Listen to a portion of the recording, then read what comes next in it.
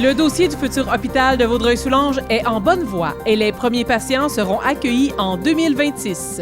C'est ce qui ressort de l'entretien que nous a accordé le directeur du projet, Vincent Veilleux.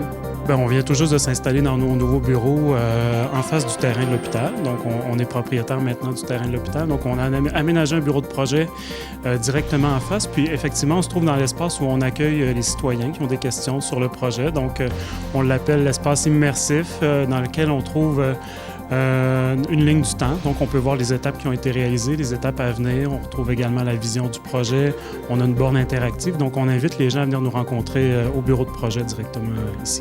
Parlons justement de ce beau projet d'hôpital qui, depuis plusieurs années, est sur la table. Maintenant, on est beaucoup plus dans le concret. On a un bureau de travail.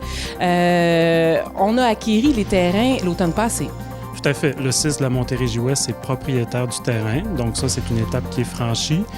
Présentement, on est vraiment au niveau des étapes de planification. Donc, on est en train de dessiner le futur hôpital. Donc, on est dans des étapes qui sont beaucoup plus concrètes. Puis c'est vraiment la dernière étape avant la mise en chantier du projet.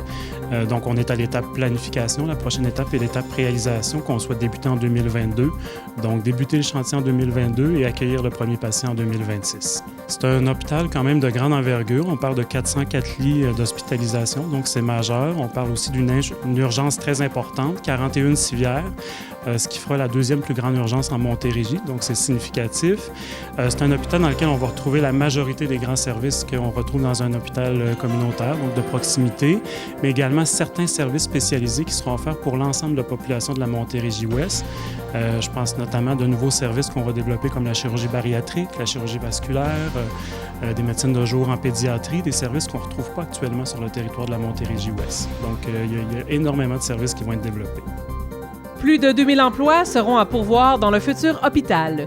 Le Centre intégré de santé et de services sociaux de la Montérégie-Ouest s'active déjà sur le terrain afin de relever ce défi. Il est passé à l'offensive en organisant le 18 février dernier à la gare de Vaudreuil une campagne bien originale de recrutement.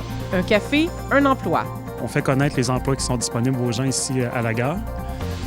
Les emplois, c'est pas juste des emplois nécessairement. On pense en santé au niveau clinique. Il y a des types d'emplois cliniques, infirmières auxiliaires, préposés qu'on est habitués. On a besoin d'éducateurs, on a besoin de préposés à la cuisine, préposés à la salubrité, dans l'administration. Donc, les gens sont surpris des fois, effectivement, que le réseau de la santé égale pas juste clinique, là.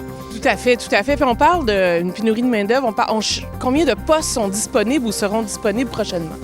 On est en recrutement en continu. Souvent, on a des congés de maternité ou des absences qui font qu'on a besoin de personnel pour remplacer. Donc, on est en continu. Pour l'hôpital qui va ouvrir prochainement. Il y a quand même des besoins importants qui s'en viennent, mais en 2026, donc on voit quand même à l'avance à trouver des solutions pour doter ces postes-là. C'est 2500 nouveaux emplois qui vont être créés avec l'arrivée de l'hôpital. Donc, évidemment qu'on est déjà en action, même si c'est loin, on fait déjà des actions présentement. La construction de l'hôpital régional fait partie des priorités de la députée de Soulanges, Marilyn Picard. Nous l'avons rencontrée à son bureau de comté à Sainte-Lette.